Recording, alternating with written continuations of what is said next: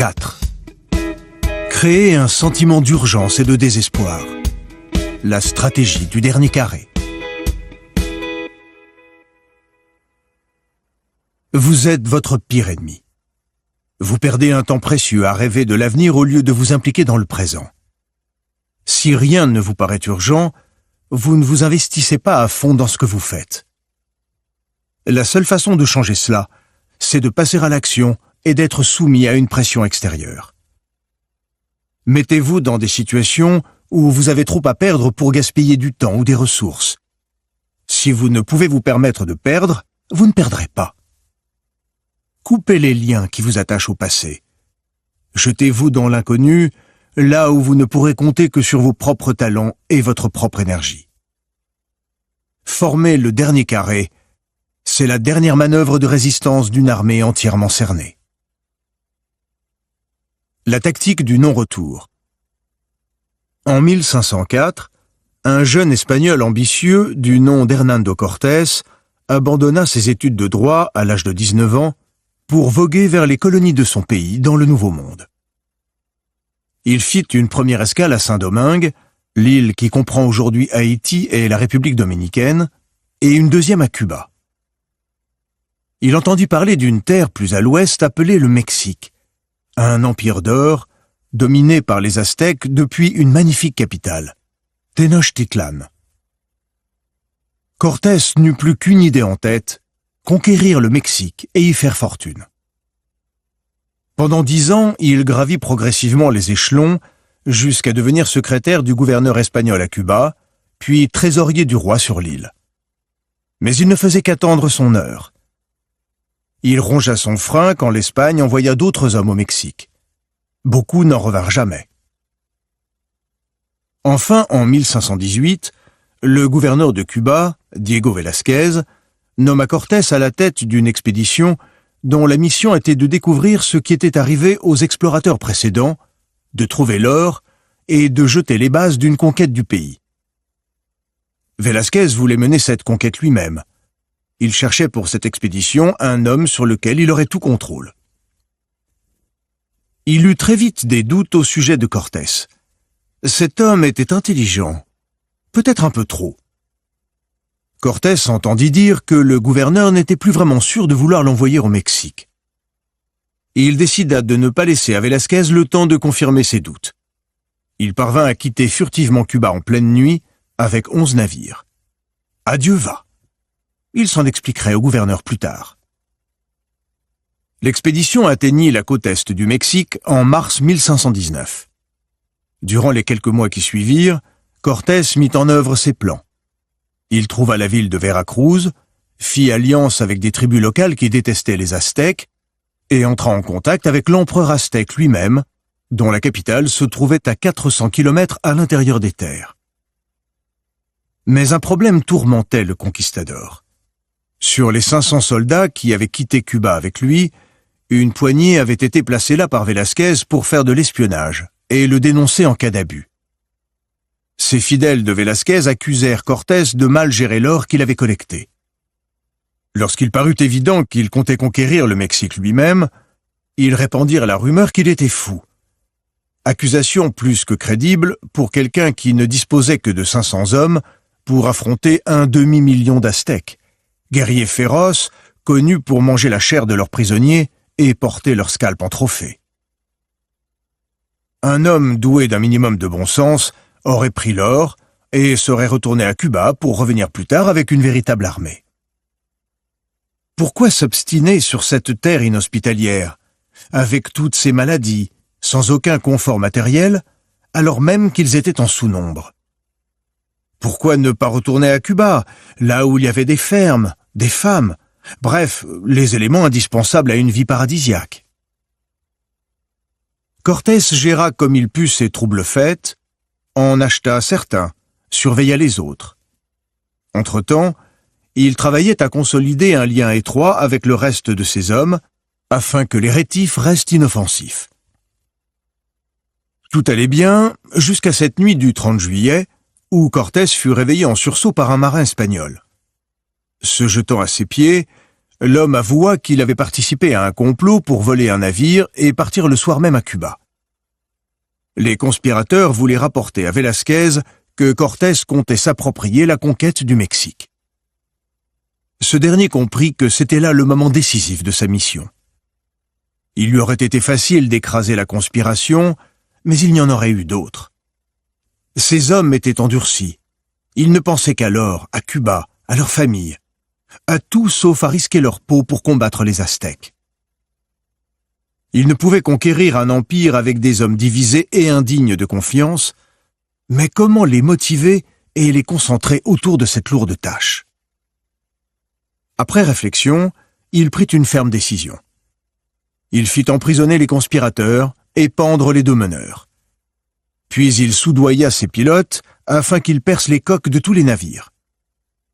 Il expliqua que des vers les avaient mangés et que les bateaux n'étaient plus en état de naviguer. Cortés fit semblant d'en être catastrophé. Il ordonna que l'on sauve tout ce qui pouvait l'être, puis qu'on laisse couler les coques. Les pilotes obéirent, mais ils n'avaient pas foré assez de trous, et seuls 5 navires coulèrent. L'histoire des vers était assez plausible, et les soldats acceptèrent la nouvelle sans broncher. Mais quelques jours après, d'autres bateaux furent coulés et un seul resta à flot. Il fut donc clair pour eux que c'était bien Cortés qui avait tout manigancé. Il organisa une assemblée, mais les marins n'étaient pas d'humeur à badiner. Il n'était plus temps de faire dans la subtilité. Cortés harangua ses hommes. D'accord, il était responsable du désastre. D'accord, c'est lui qui avait tout organisé. Mais maintenant, plus moyen de faire demi-tour. Certes, il pouvait le pendre, mais ils étaient encerclés d'Indiens hostiles et n'avaient plus de bateaux. Divisés, sans meneur, ils couraient à leur perte. La seule solution était de le suivre à Tenochtitlan. Ce n'est qu'en conquérant les Aztèques, en devenant seigneur du Mexique, qu'il pourrait rejoindre Cuba vivant. Pour atteindre Tenochtitlan, il faudrait qu'ils se battent de toutes leurs forces. Il faudrait qu'ils soient unis et solidaires. La moindre faille les conduirait à la défaite et à une mort atroce. La situation était désespérée, mais si les hommes se battaient comme des lions, Cortés leur garantissait la victoire. L'armée était petite, certes, mais la gloire et les richesses n'en seraient que plus importantes. Les lâches pouvaient toujours repartir avec le dernier bateau. Tout le monde accepta, et l'on tira à terre le dernier navire. Les mois suivants, Cortés tint son armée à distance de Veracruz et de la côte. Leur attention était concentrée sur Tenochtitlan, le cœur de l'empire aztèque. Plus de récriminations, de mesquinerie, d'avarice. Ils avaient compris qu'ils étaient en danger. Les conquistadors se battirent comme des braves. Quelque 2 ans après la destruction des navires espagnols, et avec l'aide de ses alliés indiens, l'armée de Cortés assiégea la ville de Tenochtitlan et prit possession de l'empire aztèque. Interprétation. La nuit du complot, Cortés dut réfléchir très vite. D'où venait le problème? Ce n'étaient ni les espions de Velázquez, ni l'hostilité aztèque, ni encore les rumeurs incroyables qui circulaient à son sujet. La cause du problème, c'étaient ses propres hommes et les bateaux à l'ancre au port. Ces soldats étaient divisés. Ils n'avaient pas en tête les buts qu'il fallait. Ils pensaient à leurs femmes, à leurs rêves d'or, à leurs projets d'avenir. Et puis après tout, ils avaient une solution de repli. Si cette histoire de conquête tournait mal, ils pourraient toujours rentrer à la maison. Ces bateaux au port étaient plus qu'un simple moyen de transport, ils représentaient Cuba, la liberté de repartir, la possibilité de se faire envoyer des renforts. Tellement de raisons de ne pas se battre. Ces bateaux, c'était un véritable soutien, un plan B, une possibilité de retraite si les choses tournaient mal. Lorsque Cortés eut identifié le problème, la solution fut évidente. Il suffisait de détruire les bateaux. En mettant ces hommes en situation désespérée, il les forcerait à se battre avec beaucoup plus de hargne. Ce sentiment d'urgence est lié à un profond ancrage dans le présent.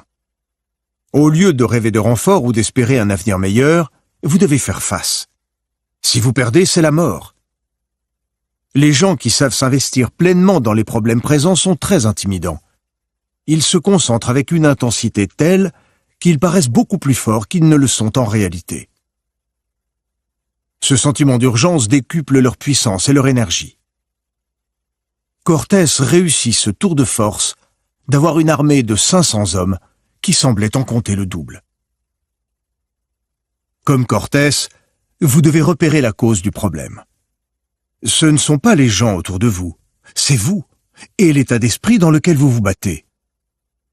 Vous gardez dans un coin de votre tête une porte de sortie, une béquille, un plan B. Peut-être est-ce cet ami fortuné sur lequel vous pouvez compter en cas de découvert, ou bien toutes ces nouvelles perspectives qui se profilent à l'horizon, ou encore ce poste tranquille ou cette relation réconfortante qui sera toujours là même en cas d'échec. Comme les hommes de Cortés, que leur bateau rassurait, nous avons tendance à nous sécuriser. Mais à dire vrai, c'est un fléau. Cela nous empêche d'être tout entiers dans la lutte. Quand vous avez une solution de repli, vous ne vous investissez jamais complètement. C'est le meilleur moyen de ne pas obtenir ce que vous voulez. Parfois, il faut couler ces bateaux, les brûler, de manière à ne pas se laisser le choix. C'est la réussite ou la mort.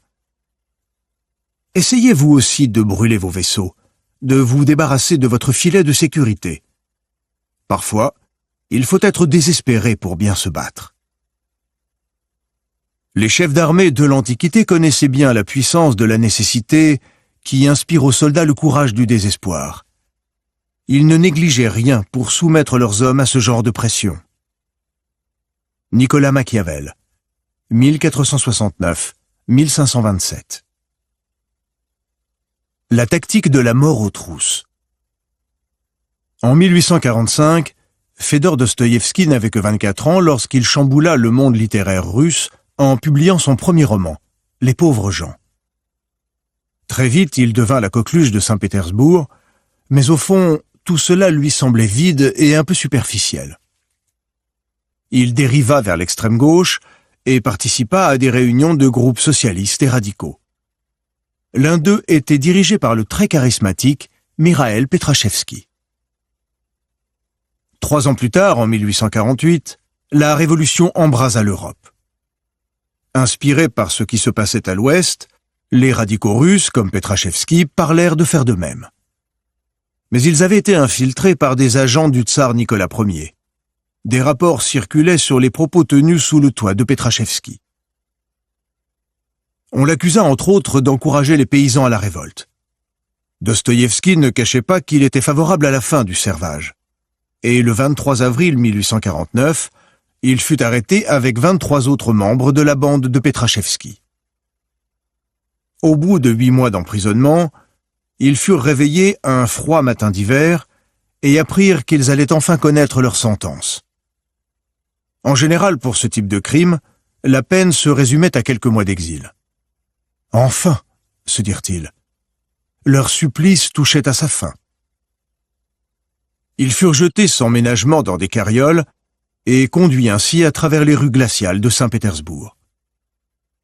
Lorsqu'ils débouchèrent sur la place Semionovski, ils furent accueillis par un prêtre. Derrière lui, plusieurs rangs de soldats. Et derrière les soldats, des milliers de spectateurs. On les poussa vers une estrade couverte d'un tissu noir, dressée au centre de la place. Sur l'estrade, on comptait 3 poteaux, et sur le côté, ils entrevirent des cercueils empilés sur des chariots. Dostoïevski n'en croyait pas ses yeux. « Ce n'est pas possible. Il ne compte pas nous exécuter, » murmura-t-il à son voisin. Ils furent conduits aux potences et placés sur 2 rangs. Il faisait incroyablement froid, et les prisonniers avaient encore sur le dos les vêtements légers qu'ils portaient lors de leur arrestation en avril. Un roulement de tambour déchira le silence de la place. Un officier s'avança et leur lut leur sentence. « Tous les accusés sont jugés coupables de troubles à l'ordre national.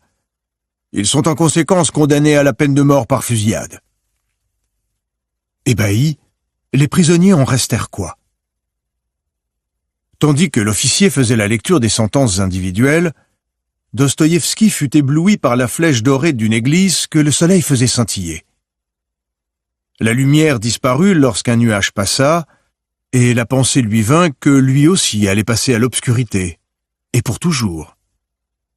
Puis il se dit ceci: si je ne meurs pas, si je ne suis pas tué, ma vie semblera soudain infinie, une éternité tout entière, chaque minute sera un siècle. Je profiterai de chaque instant, je ne gaspillerai plus une seule seconde de ma vie. Les prisonniers reçurent des chemises à capuchon. Le prêtre vint entendre leur confession et leur donner l'extrême-onction. Ils se dirent adieu. Les 3 premiers condamnés furent ligotés au poteau et l'on abaissa leur capuchon. Dostoïevski se tenait juste derrière, dans le groupe suivant. Les soldats épaulèrent, visèrent, quand un attelage déboula sur la place. Un homme en sortit avec une enveloppe. À la toute dernière minute, le tsar avait commué leur sentence. Plus tard ce matin-là, Dostoïevski entendit sa nouvelle condamnation. 4 ans de travaux forcés en Sibérie, puis un enrôlement imposé dans l'armée. Peu affecté, il écrivit à son frère: « Lorsque je regarde derrière moi, et que je pense à tout le temps que j'ai perdu dans l'erreur et l'oisiveté, mon cœur saigne. La vie est un cadeau. Chaque minute aurait pu être une éternité de bonheur. Si jeunesse savait.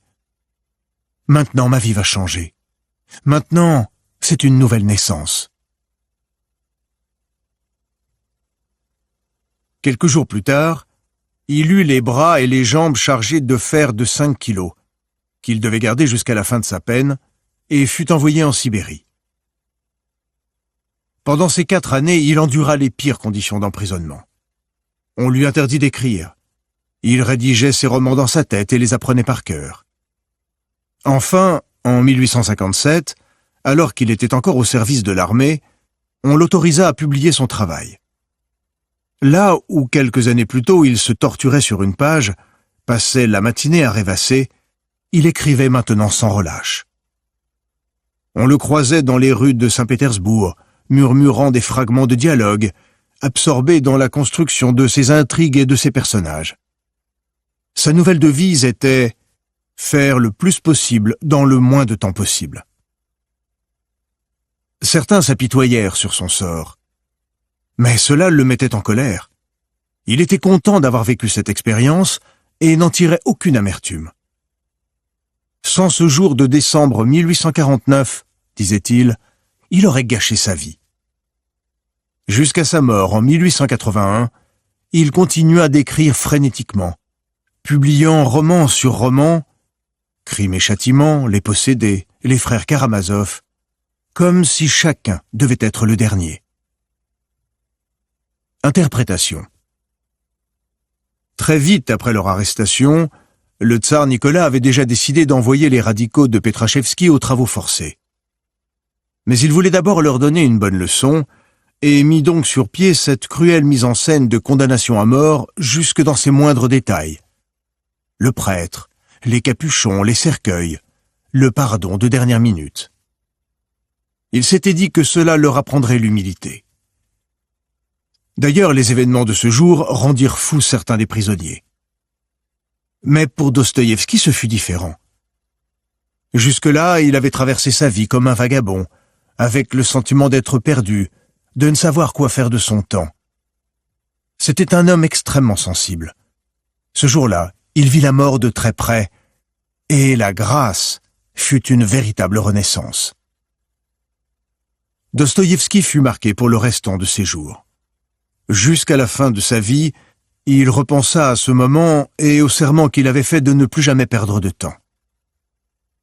Lorsqu'il se sentait devenir trop sûr de lui, trop suffisant, il allait au casino et dépensait tout son argent.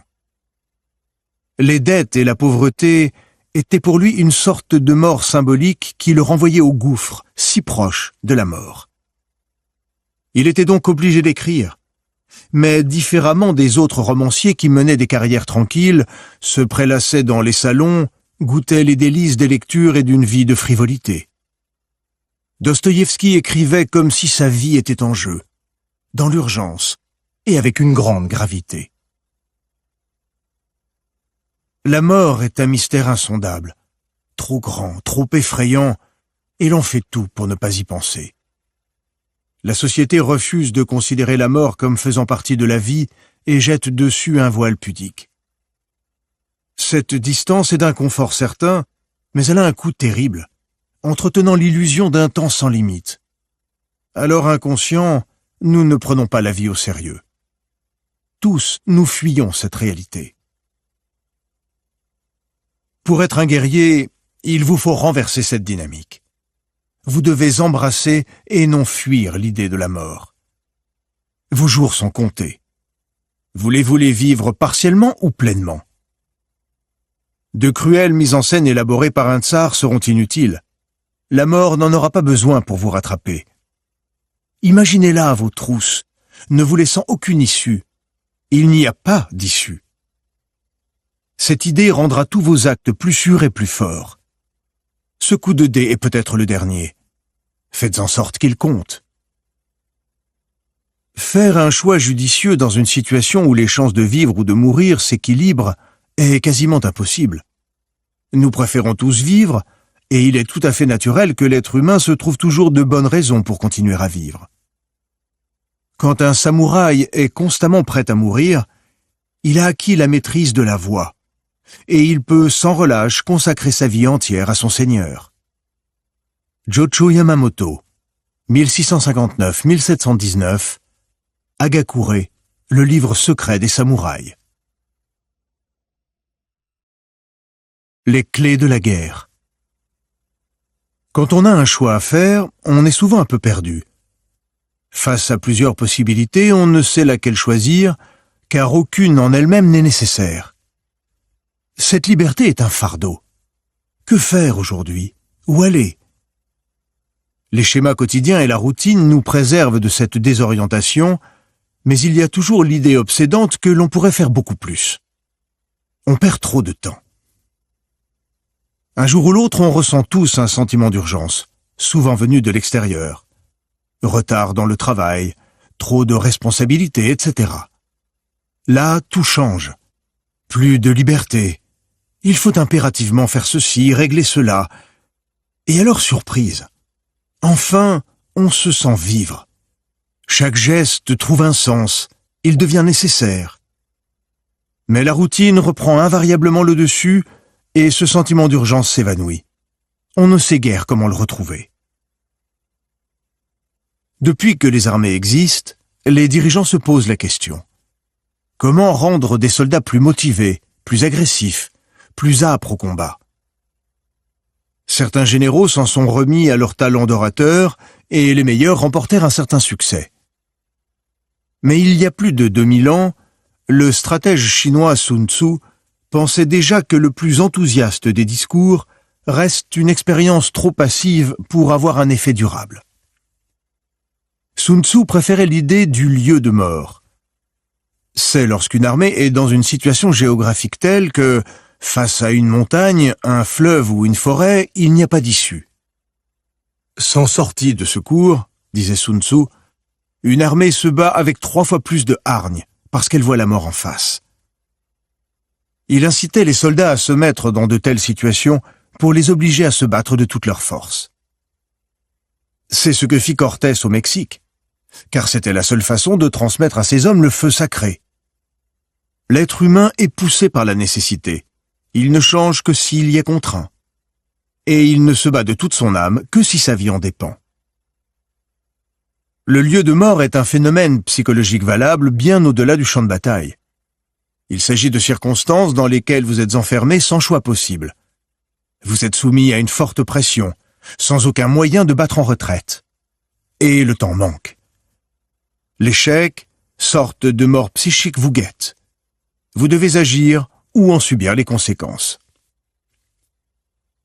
L'être humain dépend totalement de son environnement. Il répond instinctivement aux circonstances et aux individus qui l'entourent. Si la situation est tranquille, détendue, si les gens sont agréables et chaleureux, la tension naturelle s'évanouit. Si l'environnement cesse d'être un défi permanent, on finit même inconsciemment par s'ennuyer et se lasser. Mais en vous mettant dans des situations à haut risque, dans un lieu de mort psychologique, vous renversez la dynamique. Votre corps répond au danger par un sursaut d'énergie et de concentration. Vous n'avez plus le choix. Vous devez agir et sans perdre de temps. L'astuce est de se servir de temps en temps de cet effet, de s'y entraîner comme une piqûre de rappel. Les 5 recommandations suivantes ont pour but de vous mettre en situation de lieu de mort psychologique. Les lire et y penser ne suffira pas. Il faudra les mettre en pratique et les traduire en actes. Elles vous serviront à vous mettre sous pression. À vous d'en régler l'intensité selon vos besoins. Mettez tous vos œufs dans le même panier. En 1937, Lyndon B. Johnson, alors âgé de 28 ans et directeur de la National Youth Administration du Texas, dut faire face à un dilemme. Le congressiste texan James Buchanan venait de mourir. L'électorat texan étant particulièrement fidèle, un siège ne se libérait que tous les 10 ou 20 ans. Et Johnson voulait être au Congrès à 30 ans. Il n'avait pas 10 ans à perdre. Mais il était encore très jeune et inconnu dans l'ancien district de Buchanan, le 10e. Il allait devoir affronter des poids lourds de la politique qui avaient déjà la confiance des électeurs. Pourquoi se battre pour une cause aussi désespérée? Non seulement cette campagne serait une perte d'argent, mais également une humiliation terrible. Si Johnson perdait maintenant, cela risquait de compromettre ses ambitions à long terme. Johnson pesa le pour et le contre, puis décida de se présenter. Au cours des semaines suivantes, il fit campagne avec ardeur. Il alla visiter les moindres villages, serrer la main du fermier le plus insignifiant. Il tint des réunions dans des épiceries et rencontra des gens qui, pour la première fois de leur vie, parlaient à un candidat. Il utilisa tous les moyens existants et en inventa de nouveaux. Du meeting à l'ancienne au barbecue, en passant par le spot publicitaire accrocheur à la radio. Il travailla dur, nuit et jour. À la fin de la campagne, il fut hospitalisé pour une appendicite, mais surtout parce qu'il était épuisé. Pour l'Amérique, ce fut pourtant un véritable chamboulement politique dont il sortit vainqueur. En mettant tout son avenir en jeu, Johnson s'est placé dans une situation de lieu de mort. Il trouva en lui des ressources d'énergie insoupçonnées. On tente souvent plusieurs choses à la fois, en se disant qu'il y en aura bien une qui marchera. Mais dans une telle situation, on n'est pas concentré. On ne met pas toute son énergie en œuvre. Mieux vaut tout donner sur un seul grand défi, même si certains pensent que c'est stupide. Lorsque l'avenir est en jeu, on ne peut pas se permettre l'échec. C'est le meilleur chemin vers la victoire. Passez à l'action avant d'être prêt. En 49 avant Jésus-Christ, une poignée de sénateurs romains, alliés de Pompée, et craignant le pouvoir grandissant de Jules César, ordonnèrent au grand général de disperser son armée, sous peine d'être considéré comme traître à la République. Lorsque César reçut le décret, il se trouvait dans le sud de la Gaule avec à peine 5000 hommes. Le reste de ses légions se trouvait beaucoup plus au nord, où il avait fait campagne. Bien entendu, il n'avait nullement l'intention d'obéir au décret. Cela aurait été du suicide, mais il faudrait attendre des semaines avant que la plus grande partie de l'armée ne puisse le rejoindre. Incapable de patienter, il lança alors à ses capitaines le fameux « Alea jacta est ». Le sort en est jeté, et traversa le Rubicon avec ses 5000 hommes. Le fleuve marquait la frontière entre la Gaule et l'Italie. C'était donc une déclaration de guerre à Rome. Désormais, aucun retour en arrière n'était plus possible. C'était la victoire ou la mort. César était obligé de rassembler ses forces, de ne pas perdre un seul homme, d'agir dans l'urgence et de se montrer aussi créatif que possible. Il marcha sur Rome.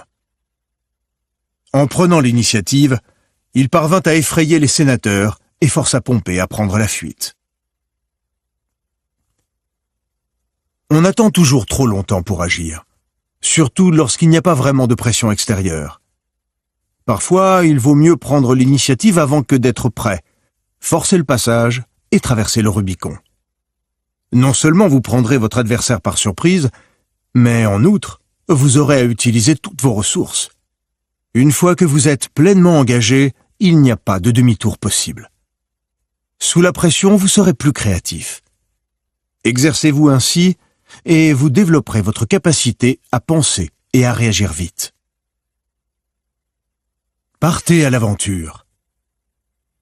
L'actrice Joan Crawford devait toute sa carrière au studio hollywoodien MGM. Il l'avait découverte, en avait fait une vedette et lui avait forgé son image. Pourtant, au début des années 1940, Crawford en eut assez. Tout était trop confortable. La MGM lui donnait toujours le même genre de rôle, il n'y avait plus rien d'excitant.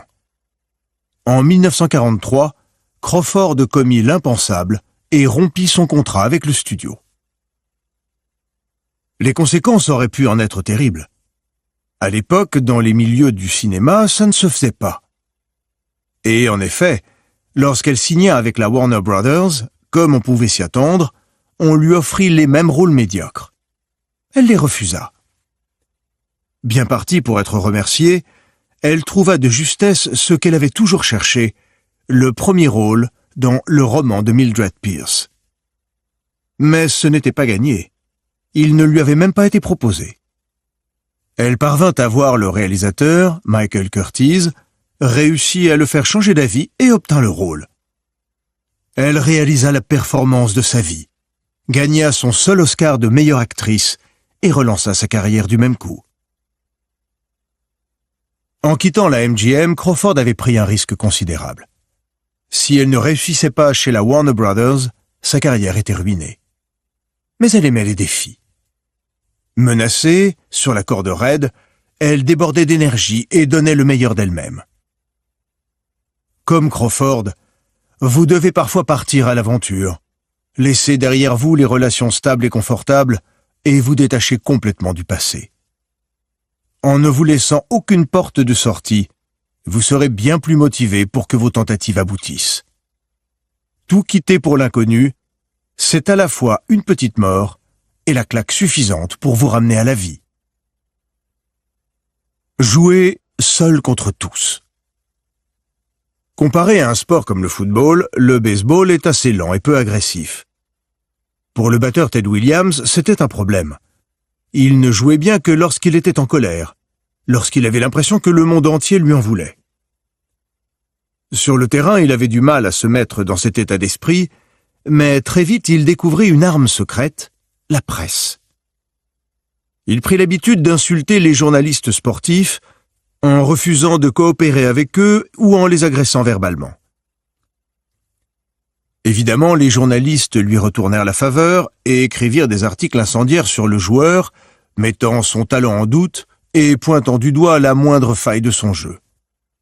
Pourtant, ce n'était que lorsqu'il était ainsi aiguillonné dans la presse que Williams donnait le meilleur de lui-même. Son jeu était parfait, comme pour leur prouver qu'ils avaient tort. En 1957, après un an de querelle avec les journaux, il fit peut-être sa meilleure saison et gagna un titre à l'âge déjà avancé pour un sportif de 40 ans. Comme l'écrivit un journaliste, « La haine semble activer ses réflexes comme l'adrénaline stimule le cœur. C'est son carburant. » Pour Williams, l'animosité de la presse, et donc du public, était une pression constante qu'il lisait, entendait et ressentait. Il le détestait, il doutait de lui, il voulait le voir échouer, eh bien il allait leur montrer. Et il leur montra. Un esprit combatif doit être mis au défi, et la colère et la haine sont parfois indispensables pour l'alimenter. Vous ne pouvez pas vous installer confortablement en attendant que l'autre vous agresse. Il faut le provoquer, l'irriter. Encerclé par une multitude de gens qui vous détestent, vous vous battrez beaucoup mieux.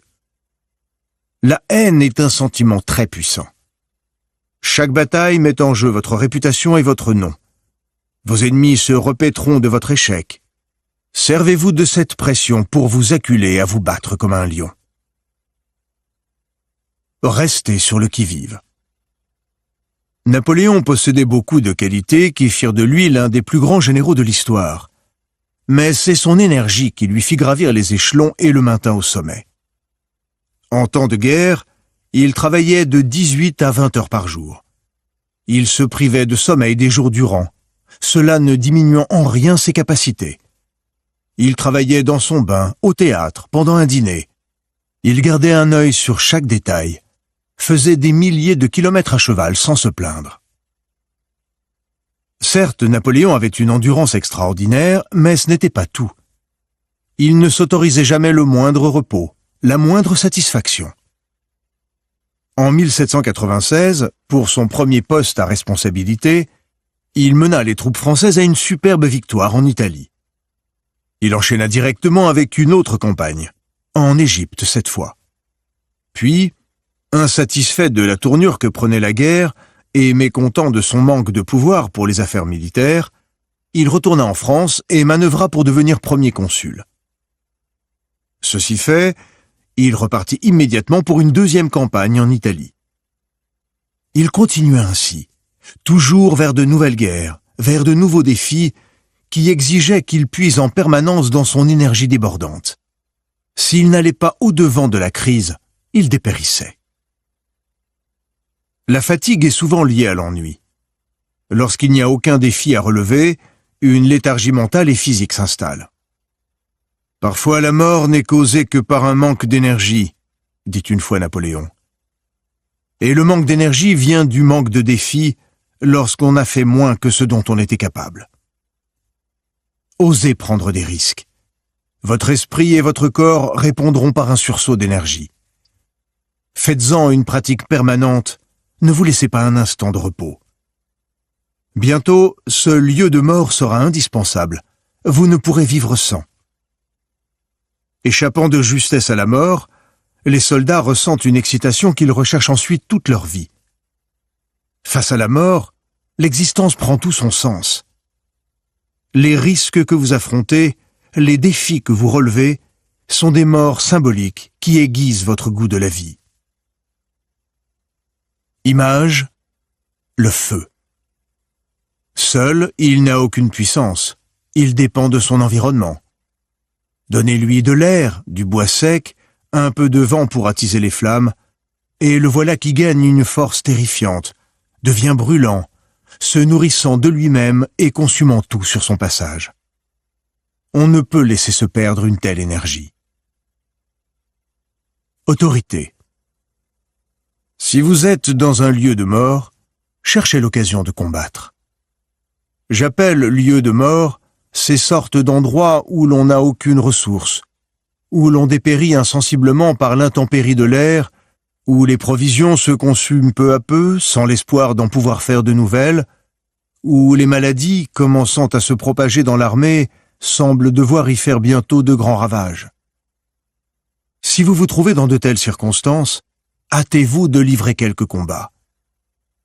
Je vous réponds que vos troupes n'oublieront rien pour bien se battre. Mourir de la main des ennemis leur paraîtra quelque chose de bien doux, au prix de tous les maux qu'ils voient prêts à fondre sur eux et à les accabler. Sun Tzu, 4e siècle avant Jésus-Christ, l'art de la guerre. A contrario. Si le sentiment de n'avoir rien à perdre vous motive, c'est certainement la même chose pour les autres.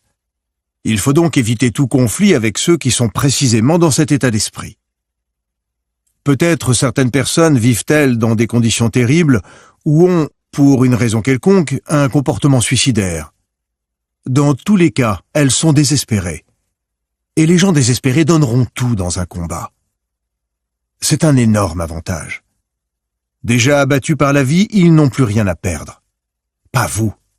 Ne vous frottez pas à eux. À l'inverse, vous aurez toujours l'avantage sur des ennemis dont le moral n'est pas bon. Peut-être se battent-ils pour une cause qu'ils savent injuste, ou menée par un leader qu'ils ne respectent pas. Trouvez un moyen de les enfoncer plus bas encore. Des troupes démoralisées rendent les armes au moindre revers. Une démonstration de force suffit à réduire leur combativité à zéro. Affaiblissez la vigilance de l'adversaire. Faites-lui croire qu'il a tout son temps. Lorsque vous apparaissez brusquement à la frontière, il est somnolent et facile à maîtriser.